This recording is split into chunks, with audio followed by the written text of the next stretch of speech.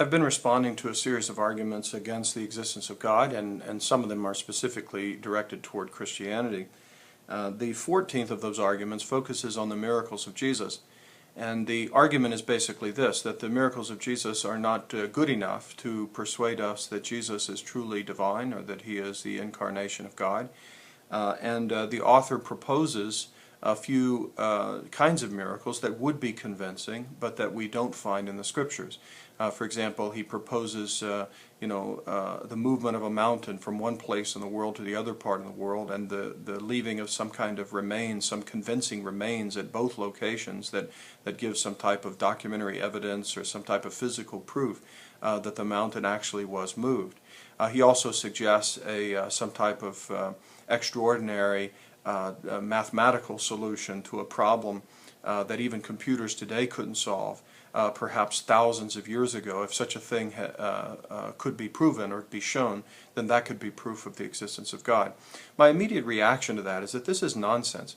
To say that these kinds of things would qualify as an acceptable miracle proving the existence of God, I think is simply not true. First of all, I think that someone like an atheist would simply say, well, maybe there's some superhuman or extraordinary extraterrestrial life that is more advanced than we are that provided that kind of information long ago. You could stop at all sorts of explanations less than the existence of God. Furthermore, to say that because you find some kind of documentary evidence inside of some sort of mountain doesn't necessarily prove that that documentary evidence is telling the truth. There could be all kinds of other physical explanations of things or coincidences that a person might want to appeal to in order to avoid the conclusion of the existence of God. In other words, I don't think there's any kind of miracle evidence that would be satisfactory to an atheist that is convinced that there is no God or that doesn't want to believe in God. I don't think there's any conceivable miracle besides the immediate revelation of God himself in some unmediated fashion. There's nothing less than that would convince an atheist of the existence of God.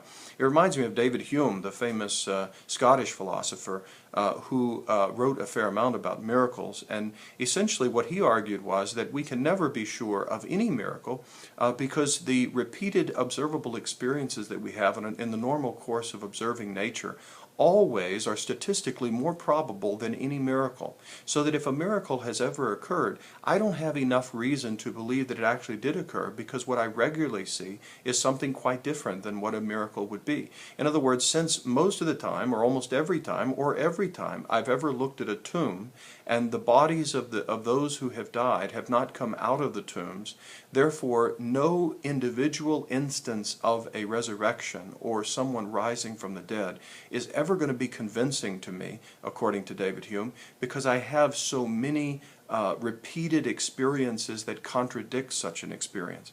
And you might say, well, what if I saw it with my own eyes? Well, if you saw it with your own eyes, you certainly couldn't convince anyone else of it. And because you couldn't convince them of it, then those other persons would be perfectly legitimate in questioning you and doubting your word. And furthermore, I think we could say that you would be justified, if you take David Hume's approach, you would be justified in even doubting your own sense experience and saying that I don't even believe that what I saw was real. And by the way, that sort of radical skeptical disposition of not believing no matter what is more of a result of a choice about what reality is and whether or not God exists than it is about your interpretation of your sense experience or the data around you. As I've mentioned before, I look around at the world and I see everything as a sign to me of God, as evidence of God, as an action of God, as a creation of God. The atheist looks at it and sees nothing of the sort. The same is true with miracles. Some look at a miracle and they say, I won't believe, there's under no circumstances will I believe. Other people look at miraculous events and they have an openness to them.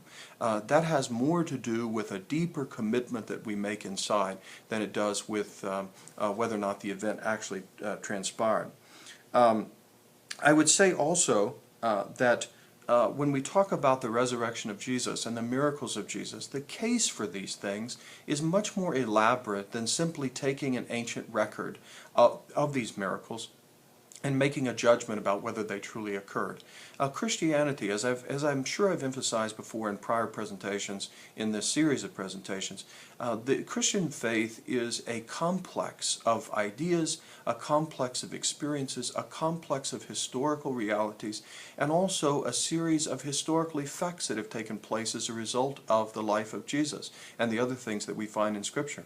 So when I say I believe in Jesus, it's not because I've read an isolated text in the Gospels about the resurrection or of some other thing. It's because of a whole series of things that come together and converge together to convince me that the Christian religion is in fact true.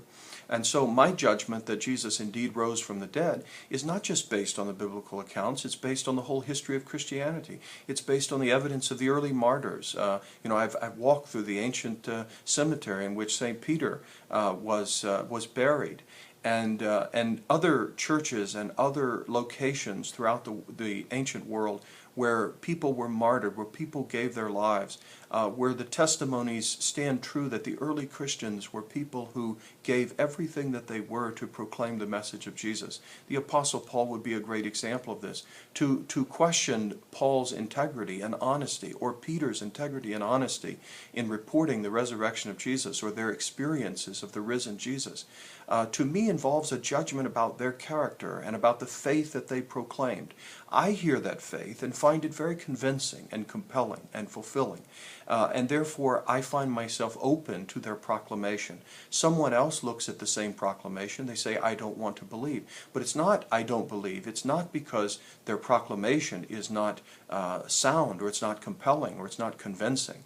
I think it's a matter of openness and a willingness to believe.